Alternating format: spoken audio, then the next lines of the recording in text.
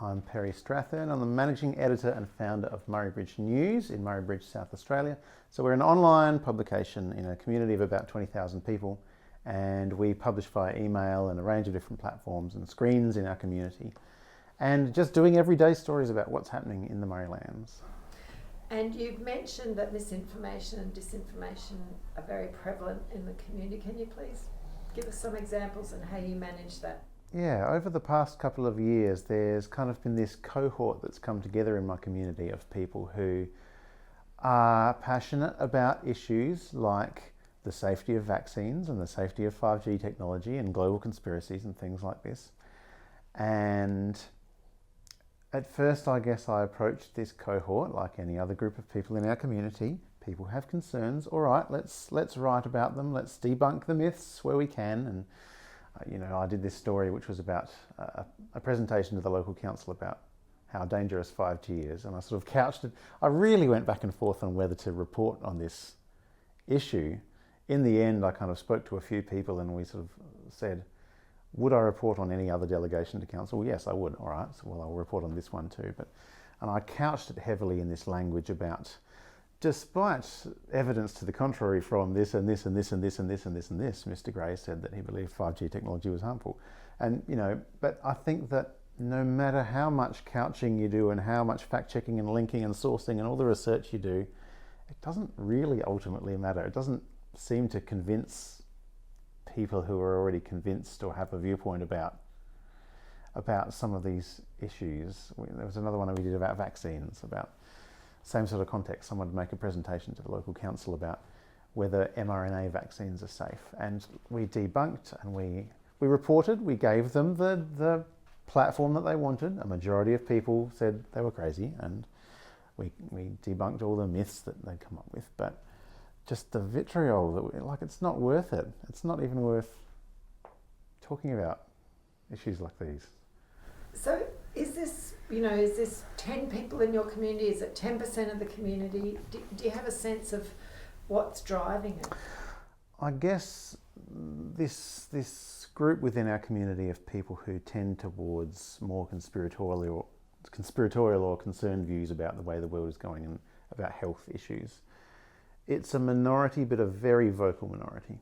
I used to go to a council meeting and there'd be me and the retired library manager and maybe one or two other people in the public gallery. Now there's 20 people in the gallery every meeting, and they're very vocal about some of these issues.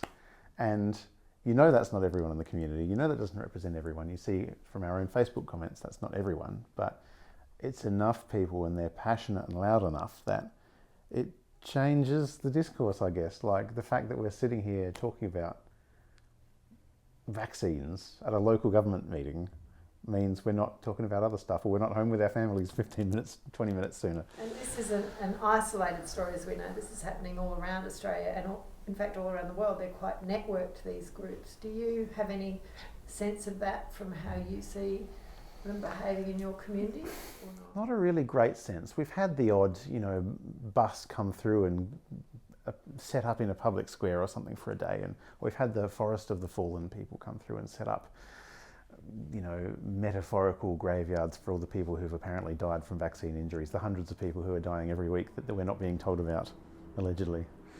I think that these aren't people who have come up with these ideas independently.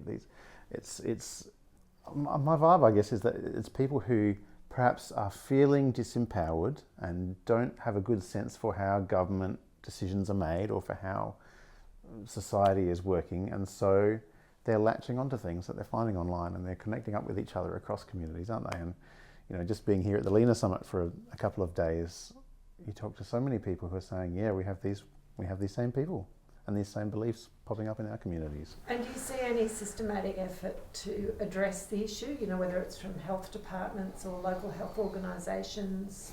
Not at a local level, not in my community anyway, aside from our own efforts to debunk claims being made. There's a newspaper in the town where we publish who we semi-compete against, and they kind of don't touch it. They will have nothing to do with it. But I think that without actively addressing misinformation in some way, then you're just accepting it. So What would help you to address it? I think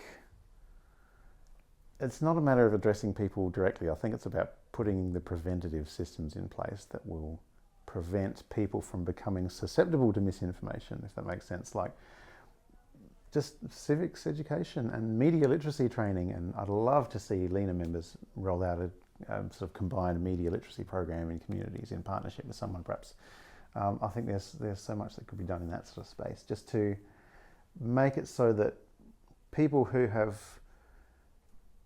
I don't want to tar everyone with the same brush, but I feel like it's people who have perhaps grown up with 4 TV channels and 3 radio stations and are now thrust into this world of social media where there's information coming at you from all angles and you can kind of cherry pick what you choose to believe. Just helping people, giving people the skills to assess the information they're getting and whether it's reliable or not would be helpful. And do you think this group will have any impact on election outcomes or election discussions? Do you see it playing into politics locally or nationally? Absolutely. At the last federal election 3 years ago, we had 9 candidates in the electorate where I am, the electorate of Barker, and 4 or 5 of those ran predominantly on the issue of vaccine mandates, opposing vaccine mandates, opposing restrictions. It was 2022, so we were already kind of making our way through COVID, but it was just, and they didn't get any votes whatsoever. Each of these candidates got less votes than informal votes. But if it's something that people feel passionate about enough to stand for federal parliament, then obviously, people are pretty serious about it.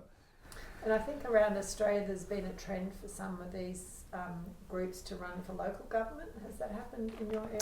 It hasn't really. South Australia is a bit of a different case because we don't have party politics at a local government level.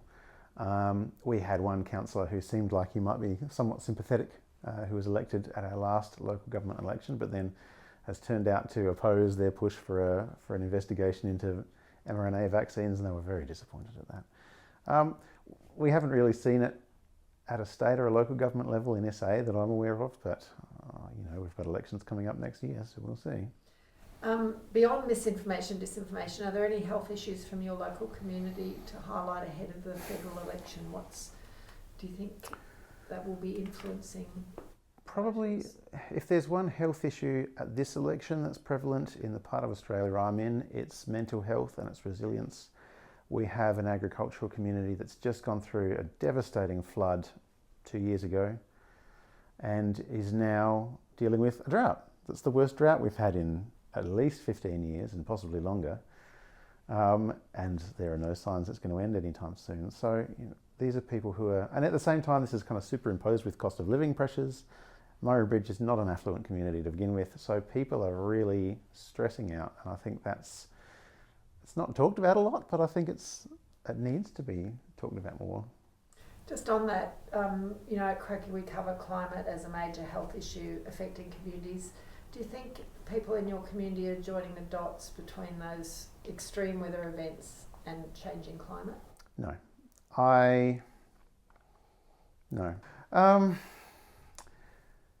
Climate has become this partisan issue, hasn't it? And so for a very conservative part of the country, and particularly when farmers are in and of themselves the best land managers, and they know about how to manage the country that they're responsible for in a holistic way, and they know about the importance of vegetation and the importance of rainfall, but when you start using the words climate change, something kind of switches, I think, and people start to think, but I've always voted Liberal, I don't think I should be talking about climate change. I don't know. I don't have a great sense for whether people are connecting these issues, or perhaps not in an organised way. They're just thinking about the current drought, the current flood, not so much about therefore we need to reduce emissions. Just one thing, Peri, obviously you talked about the drought, and the other drought is the media drought in rural areas throughout Australia, and you're obviously very passionate about local and independent news in your area, in the Murraylands. Do you connect the dots there between health, and do you think is it something towards working towards a healthy community for you? Potentially. I mean, we talked about the lack of information in a community contributing to misinformation and problems down the track. You know, if more information is available in a community, reliable information, then you would like to hope that that would lead you to have a more educated community. But it's always hard to reach people, because you have to reach people where they are. You know, the people who are hardest to reach are the ones who aren't interested in what's happening at all.